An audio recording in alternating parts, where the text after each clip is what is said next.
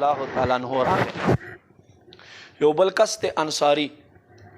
هغه وایي قربان دا د ستا ترور زوی دی او مونږ په پټو کې په اوبو باندې لانجه څنګه زمونږ د عوام دي اورې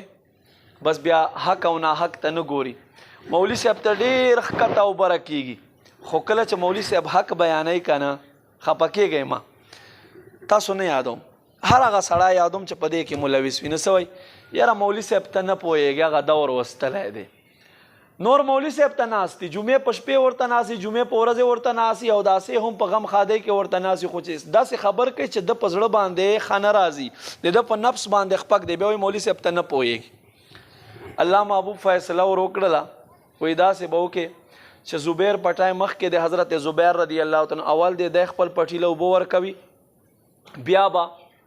ته خپل پټیله اوبه ورکوي بیا د نورو پټو ته پرېږدوئ. د سره ښکته کړو سی اونوي خو چې را روان شو خلکو ته یې ګوره د خپل ترور زوی سایډ یې واخیستلو حضرت زبیر طرف یې وکړلو او زما په حق کې فیصله ونه کړله دا خبره یې وکړله. یاد وساتئ الله باندې خپل محبوب څومره ګران دی. الله آیت نازلوي الله رب کریم فرمای فلا وربک لا یؤمنون حتی یحکموک اے زما محبوبه ما د ستا په رب باندې قسم وي په سمې د قسم وي سوال پیدا کی الله داسې ولې نه وایي چې ما د په خپل ذات باندې قسم وي والله بالله الله داسې ولې نه وایي. الله فرمای فلا وربک اے زما خیسته حبیبا ما دستا پر رب باندې قسم وی لا یؤمنون دا خلق په ایمان ول نشي حتی یحکموک فیما شجر بینهم اے زما محبوبا تر هغه وخت په دوی ایمان ول نشي تر سو پورې خپل فیصلو کې دستا فیصله تسلیم کړي نه وي په زړه سره منلي نه وي دا خلق په ایمان والا جوړ نشي. ما عزت مندو قدرمندو د دې آیت په ضمن کې منافقین را منافق ته یو بشر نامي یو کس راغی هغه یهودي سره په پټي باندې لانجه و توجه غواړم بس دی بندو مې تاسو ډسټرب کېږئ بور کېږئ. یهودي سره یو منافق بشر نامي په پټي باندې لانجه و نبی علیہ السلام ته فیصله راوړه نبی علیہ السلام ته معامله راوړه فیصله وکړه نبی علیہ السلام د دې یهودي په حق کې فیصله وکړه او دا په خولې باندې چې مسلمانو او دنه کافرو بشر نامي هغه ته وی ته په دې کې په حق نه څه وخت چې دوی روان شول فیصله وشوه هغه وایي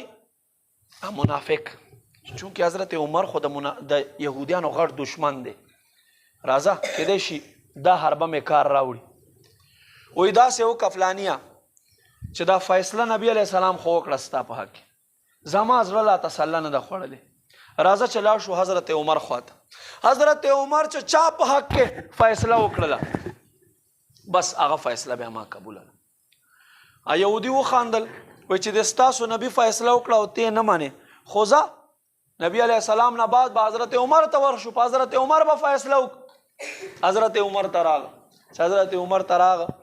د دوی خبرې واورېده د دواړو خبرې واورېدې وایي فیصله یهودي ورته وایي نبی علیه السلام فیصله وکړه خو دا بشر وایي چې په عمر باندې به فیصله کو چې هغه کومه فیصله وکړي هغه فیصله ما قبوله کړې ده بس زوبه سته چې مونږ ته فیصله راکړي هغه فیصله دی. وایي ښه نبی علیه السلام د چا پاک وکړه وایي زما پاک وایي صحیح ده. حضرت عمر رضی اللہ تعالیٰ عنہ قربان شمل نامنا قربان شمل مقامنا کور تا دن شلو پا منڈا منڈا کور تا لاڑلو خپل تورای نیام نراو باسلا بہر تا پا منڈا سر تشریف راوڑی سنگے چه درواز کلا اکڑلا خپل تورای پلاس کی اوچا تکڑا آغا بشر نامی منافق کے پسٹ پہ باندی وحلو سر آلتتی غزار کڑو اعلان وکڑلو سوک چه ده حضور فیصلے نه انکار کوي عمر په عدالت کې بدا فیصله ورته سناو کیږي دا فیصله به کیږي. محبوب فرمای زما عمر دوی دا خبر شروع کړه چې عمر مسلمان قتل کړو نبی علیہ السلام فرمای عمر مسلمان نشي قتل کولای خلکو بل خبر شروع کړو وګوره محمد اوس خلک په خپل عبادت باندې راړوي بس په دې وخت کې الله چې دوی دا خبر وکړه آیت نازلوي الله فرمایي قل اے محبوب ورته فرمایا ان کنتم تحبون الله فاتبعوني يحببكم الله اے محبوب دې خلکو ته فرمایا که تاسو الله سره محبت کوئ راځئ به اول به ما سره محبت کوئ بیا به تاسو الله سره محبت ګرځئ نو الله رب کریم دا آیت نازل کړلو چې تاسو الله سره محبت کوئ هغه محبت په اعلی کامیابی چې تاسو محبت رسول الله سره راشي حضور فرمای ما عمر چرته هم مسلمان نشي وجلای یاد وساتئ حضرت عمر ته په دې ورځ باندې فاروق لقب ملاو شو محبوب فرمایل دا هغه عمر دی چې دا حق او په باطل منځ کې فیصله کوي سبحان الله